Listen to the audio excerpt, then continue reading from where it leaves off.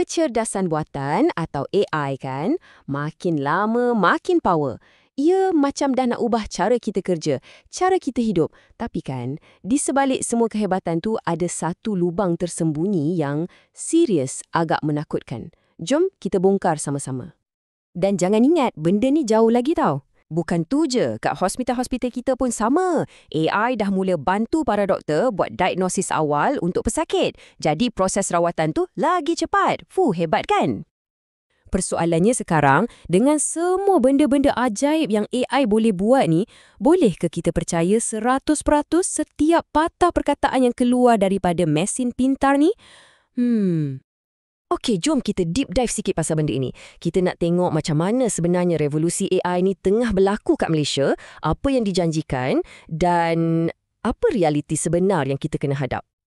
Okey, yang best pasal model bahasa besar atau LLM ni kan, cuba tengok betapa lajunya teknologi ni berkembang. Tahun 2019, kita ada GPT-2. Masa itulah kita mula perasan pasal isu halusinasi ni. Lompat ke 2023, kita ada GPT-4 yang jauh lebih hebat, tapi risikonya tetap ada. Dan sekarang ni, kita tengah bergerak ke arah VLAI, AI yang boleh melihat, yang diharap lebih faham dunia sebenar.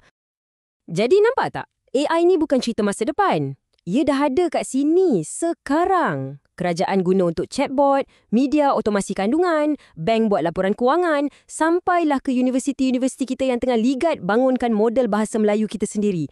AI ni dah meresap masuk dalam sektor-sektor paling penting negara kita. Dan kat sinilah kita sampai kat masalah paling besar dia. Satu kecacatan yang tersorok dalam sistem yang nampak sangat-sangat bijak ni. Jadi, apa benda sebenarnya halusinasi AI ni? Senang cerita, inilah masanya bila AI pandai-pandai reka cerita. Dia bagi maklumat yang nampak sangat meyakinkan.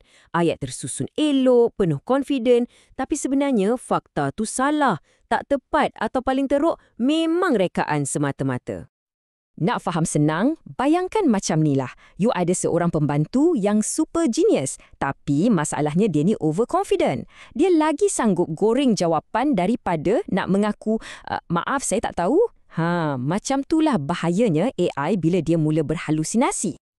Dia punya menipu ni pun ada macam-macam cara tau. Kadang-kadang dia reka fakta, bagi tarikh salah, statistik entah dari mana. Ada masa dia petik buku atau sumber rujukan yang langsung tak wujud. Dia juga boleh cipta alasan yang bunyi macam logik tapi sebenarnya karut-marut. Dan paling bahaya, dia boleh tersalah petik letak kata-kata seseorang pada mulut orang lain. Okey, so kenapa benda ni big deal sangat? Kenapa kita kena risau? Kesan dia serius, bukan main-main. 1. Reputasi yang orang bina berpuluh tahun boleh hancur lebur sekelip mata. 2. Silap-silap boleh kena saman. Tapi yang paling kita takut, ia boleh jadi alat untuk sebar maklumat palsu secara besar-besaran. Dan cuba bayangkan, kalau data AI yang salah ni diguna untuk buat keputusan penting untuk negara, memang boleh jejas keselamatan kita semua.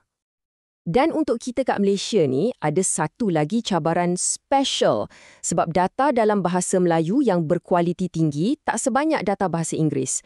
Model-model AI ni sebenarnya lagi senang nak merepek atau berhalusinasi bila kita suruh dia buat kerja dalam bahasa kita.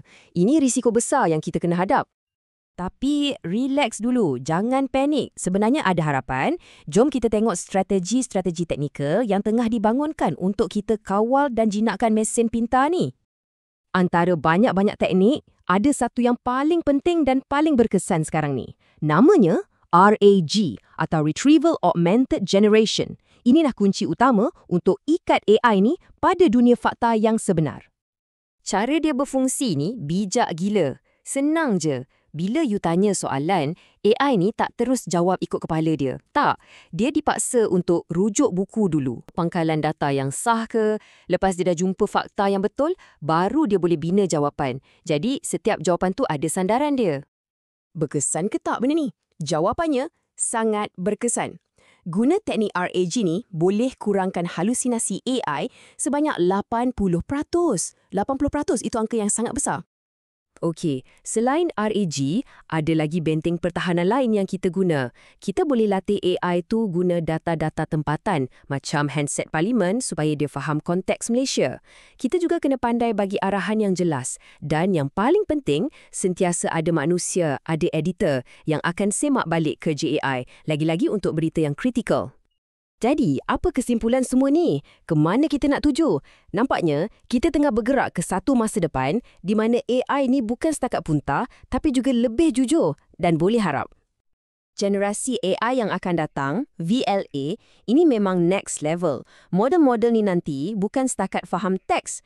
Dia boleh tengok gambar, tengok video dan faham apa yang jadi kat dunia fizikal. Jadi, secara semula jadi, dia akan lebih berpijak pada bumi yang nyata. Dan tak lama lagi, kita akan dapat AI yang boleh cek fakta dia sendiri.